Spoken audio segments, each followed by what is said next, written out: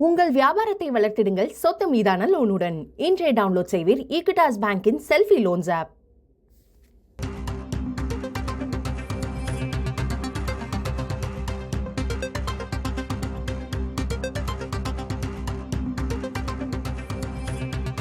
அண்மை செய்தியை பார்க்கிறோம். பாமக நிறுவனர் ராமதாஸை சந்திப்பதற்காக தைலாபுரம் வந்தடைந்திருக்கிறார் அதன் கட்சி தலைவர் அன்புமணி ராமதாஸ்.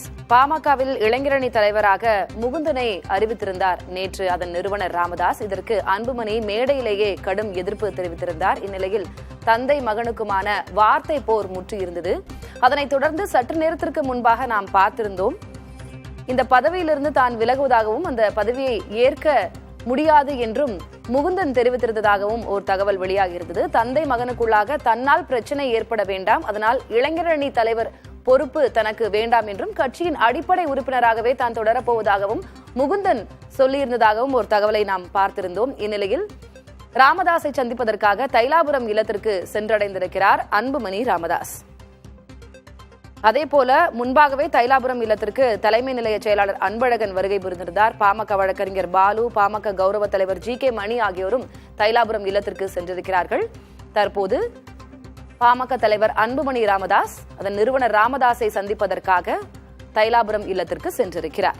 இது குறித்த கூடுதல் விவரங்களை வழங்குவதற்காக செய்தியாளர் காமராஜ் இணைந்திருக்கிறார். காமராஜ், நேற்றிலிருந்து விவாத பொருளாக மாறியிருக்கக்கூடிய விவகாரம் இதுதான். இப்போ அன்புமணி ராமதாஸை சந்திக்க சென்றிருக்கிறார். சமாதான பேச்சுவார்த்தையா, என்ன முடிவு வெளிவர வாய்ப்பு இருக்கிறது? உங்க வட்டாரங்கள் என்ன தெரிவிக்கின்றன காமராஜ்?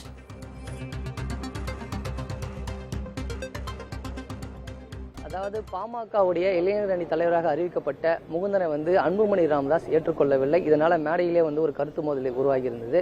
இந்த சூழ்நிலையில் தான் அன்புமணி ராமதாஸையும் சமாதானப்படுத்தும் முயற்சியில் கட்சியுடைய மூத்த நிர்வாகிகள் ஈடுபட்டு இருந்தனர்.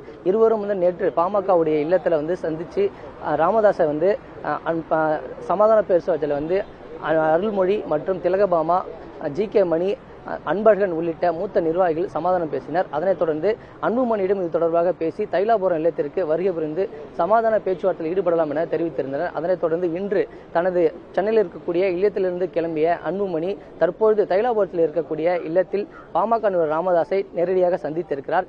இந்த பிரச்சனைக்கு முடிவு கட்டும் ஒரு விதமாக இந்த சந்திப்பு இருக்கும் என கட்சி வட்டாரங்கள் தெரிவிக்கப்பட்டிருக்கிறது. அது மட்டும் இல்லாமல் ஏற்கனவே இந்த இளைஞரணி தலைவராக அறிவிக்கப்பட்ட முகுந்தன் தனக்கு கட்சி பதவிகள் எதுவும் வேண்டாம் என்றும் உறுப்பினர் பதவி மட்டும் இருந்தால் போதும், இதனால் கட்சிக்குள் பிளவுகள் வேண்டாம் என தெரிவித்திருந்தனர். அதனைத் தொடர்ந்து தற்பொழுது இந்த மூத்த நிர்வாகிகள் தலைமையில் அன்புமணி ராமதாசும் இணைந்து தைலாபுரத்தில் இருக்கக்கூடிய இல்லத்தில் தற்பொழுது இது தொடர்பான சந்திப்பு நடைபெற்றிருக்கிறது. இந்த சந்திப்பில் முகுந்தன் கட்சியினுடைய இளைஞரணி தலைவராக இருப்பாரா அல்லது மாற்று, அதாவது திருவண்ணாமலையை சேர்ந்த கணேஷ் அவர்கள் அறிவிக்கிறதுக்கான வாய்ப்புகள் இருக்கிறதா என்பது குறித்த ஒரு சந்திப்பு நடைபெற இருக்கிறது. இந்த சந்திப்பு பிறகு யார் இளைஞரணி தலைவர் அறிவிக்கப்படுவார் என்ற சந்திப்பில் தெரிய வரும்.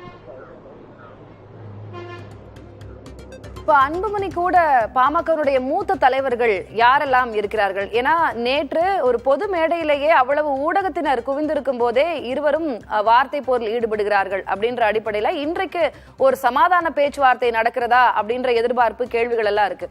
இப்போ கட்சியினுடைய முக்கிய உறுப்பினர்கள், முக்கிய தலைவர்கள் இவர்களெல்லாம் இணைந்துதான் இந்த சமாதான பேச்சுவார்த்தைக்கு இருவரையும் ஈடுபடுத்துகிறார்களா? முன்னாடி இருந்து என்ன பனிப்போர் இருந்தது ராமதாஸுக்கும் அன்புமணிக்கும் இடையே? நிச்சயமாக பாமகனுடைய கட்சியினுடைய தலைவராக அன்புமணி அறிவிக்கப்பட்ட பிறகு கட்சியினுடைய பொறுப்புகள் அனைத்துமே நான் பார்த்துக் கொள்வதாகவும், சில முக்கிய பொறுப்புகள் மட்டும் நீங்க எடுங்க, அது மாதிரி கட்சி நிர்வாகிகளை நியமனம் செய்வதை எல்லாமே அன்புமணி பார்த்துக் கொள்வதாக அவர் அறிவித்திருந்தார்.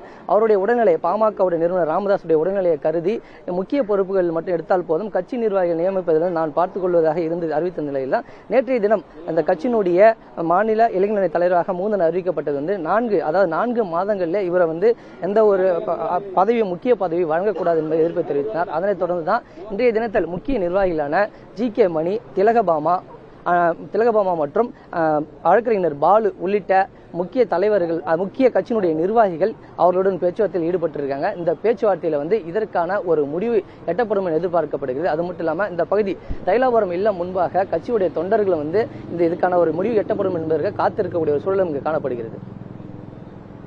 தற்போதைய விவரங்களை வழங்கியதற்கு நன்றி காமராஜ். பேச்சுவார்த்தை நடந்து முடியட்டும்.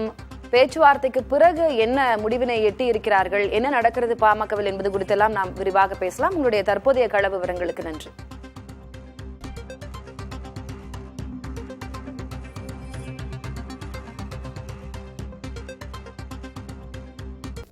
உங்கள் வியாபாரத்தை வளர்த்திடுங்கள் சொத்து மீதான லோனுடன். இன்றைய டவுன்லோட் செய்வீர் ஈக்விட்டாஸ் பேங்கின் செல்ஃபி லோன்ஸ் ஆப்.